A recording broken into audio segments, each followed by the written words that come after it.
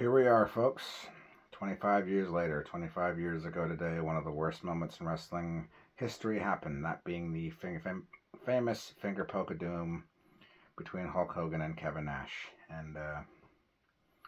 But to say that this was just the only reason that, the main reason that WCW went down is, a bit of an exaggeration. There were over-exaggeration. There were other factors as well. Like you have to consider the fact that Eric Bischoff put Goldberg and Hulk Hogan on Nitro when that could have been put that on. You could have put that on Bash at the Beach, and that could have sold millions of pay-per-views and would have done very well at the gate, But they put it on Nitro, and that was, just because Eric was so desperate in beating Raw in ratings, that didn't help. You have to consider the fact that Starrcade 1997 between Hogan and Sting. Good match leading up to it. Sold a lot of pay-per-views. I think they had the highest bet right in their company's history. But then you got to consider that botched finish at the end with Bret Hart's interfering because Hogan didn't want to go over clean. That really didn't help a lot of their cause either. So, and WWE was getting better in 1998. They brought in Mike Tyson. It got a lot of people watching. They were starting to get a lot of ratings back.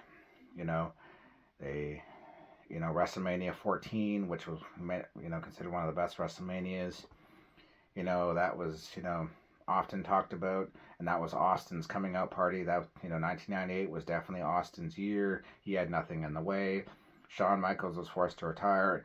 And I always say, I think Shawn leaving WWE at the time definitely helped WWE with success-wise, because a lot of people were fed up with Shawn, especially after the Montreal Screwjob. They were fed up with Shawn's politics. Even though I thought the DX angle was funny and exciting and entertaining, but, I just think that, it was definitely time for Shawn to go as well. It's unfortunate that he had to step away the way he did. I mean, it's sad. Well, despite everything he did, yes, Shawn was a draw, but I don't think Austin would have had the success he had. I don't think WWE would have had the success they had if Shawn stuck around. That's just me. So, but WWE was getting a lot better in 1998, and it made for very exciting television. I think that out of all of what many consider the golden era of wrestling, I think that was always my favorite year, because what WWE's hard work was finally starting to pay off. A lot of the younger talent that they were pushing and promoting, finally started to work in their favor, like with Austin, Triple H, The Rock, and even though he was somewhat considered a big veteran, but, Undertaker played a big part in that, era as well. And I think Mick Foley played a very big part in the success, which, ironically enough, the same night that the Fingerpoke of Doom happened, Mick Foley won the title. And, and from there on in, WWE had control of the ratings all throughout 1999, and WCW never beat them again. So, but there were other things you got to consider, as I mentioned earlier. What happened after that, WCW still had strong ratings, but you can tell that a lot of people were getting turned off by it. I mean, I remember I slowly but surely stopped really caring about WCW after that, after that night. Now, what are my reactions to that night? Now, I watched WWE first. I watched Raw first. I watched Mick Foley win. I remember being super excited for it. I figured we'd watch the replay of Nitro later, which I did. We were all watching in excitement. We thought, oh my God, Hogan versus Nash, NWO Hollywood, NWO Wolfpack. We're going to have it the first night of the year, pay-per-view match, and the results speak for themselves. And I do wonder, did Tony Schiavone and some of the staff really, and Bobby the Brain, he didn't really know what was going to happen? Who really knows, because Tony Schiavone said, this is what WCW, this is what World Championship Wrestling was all about. And boy, was Tony ever eating his words that night, because, he made fun of Mick Foley's title victory, leading up to that, and a lot of fans created those signs like, Mick Foley put my butt in the seat,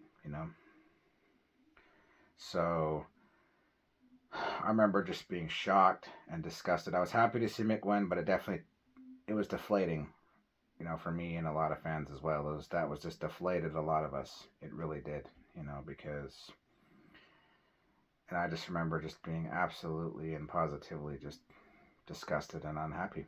And then, now as the weeks went on, now I did tune into WCW later that year, but I didn't really pay much attention to it because I think it was shortly after the NWO storyline finally went away that I started kind of watching again, but WWE was getting a lot better, getting a lot exciting in the early part of 1999. But looking back though, 1999 was never my favorite year in wrestling. It was kind of I just didn't really care for it all that much. Had some great moments, had some great matches, but it really did feel like a step down from 1998. I mean, WWE didn't really have to, go as hard in '99.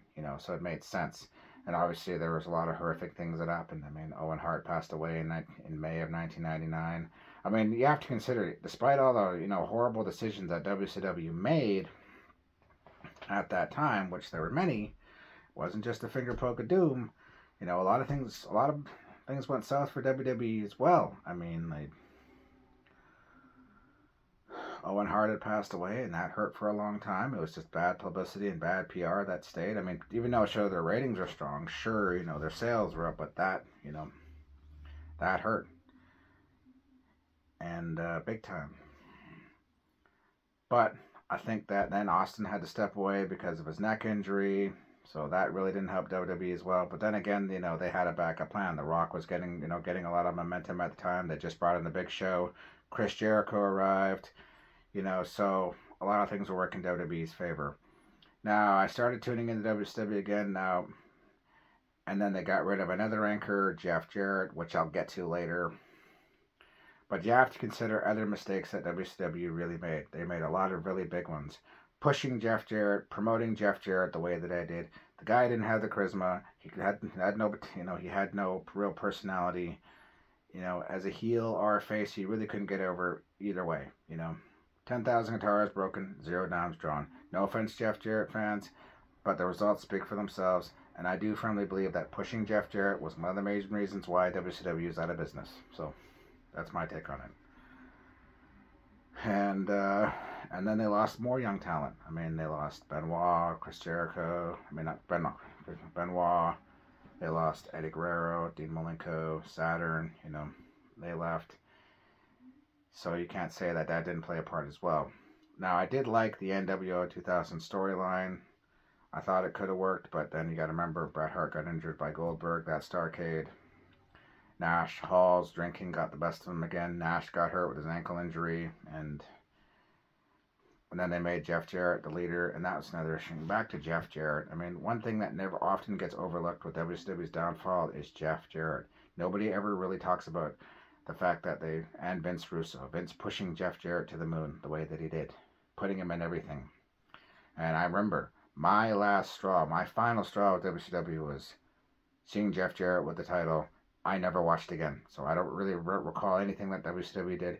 And then you got to consider they put the belt on David Arquette. That's another thing that never gets talked about as well. I mean, when regarding the finger poke of doom, it's just. I mean, there were a lot of other things that happened that often get overlooked leading up to that. And then you have to consider the merger of AOL and Time Warner. That was devastating for WCW. That was devastating for Ted Turner. That was just devastating for television overall. I mean, then you got to remember in 1999, Eric Bischoff was let go for apparently playing with the money and, getting a little frisky with the money and using the funds for alternative move, and so that really didn't help. And yes, even though they brought him back in 2000, I thought the New Blood Millionaires Club storyline could have worked if done right, but they put the belt on David Arquette, and WWE's ratings got so much better the following week. They had 3 times the viewership that WCW had, so clearly it did not work at all. And it was a slap in the face to everybody that wrestled in WCW, and I think that really tarnished and hurt the belt big time. So a lot of people often overlook other things that happened leading up to it. Yes, WWE made mistakes in 99 and 2000, but I think that WCW's mistakes were just bigger and more damaging and just, and beyond repair like that. Like pushing Jeff Jarrett, like putting the belt on Jeff Jarrett, putting the belt on David Arquette, These are things that are not talked about at all. And then when certain talent was getting momentum, they automatically got shot down, because of the politics behind the scenes. So, and then Hogan leaves for good after the Bash of the Beach incident. I only heard about it. I didn't watch it because I didn't really care about WCW at that point. It was great to see Booker T win, but I think it was too little too late at that time. His momentum was killed back in 1998, even though I thought that they should have had him beat Goldberg in 98. That probably would have made sense. He needed it, Nash didn't. So, but these are things that are often overlooked regarding the Fingerpoke of Doom. Yes, I wouldn't say like that was the main cause. There were other factors as well. And if there's anything else that anyone remembers, and don't forget, back in 1998, Halloween Havoc, Hogan versus the Ultimate Warrior, you know, and then the pay-per-view shorting out at the end, you know. You had Hogan versus Warrior, one of the worst matches in WCW history because sell pay-per-views, and all they wanted to do was sell pay-per-views. They didn't really have a plan for the match in general, and it showed. And then the botch finish with Hogan, you know, attempting to, you know, light a flash bomb. That was one of the worst screw-ups in wrestling history, I think.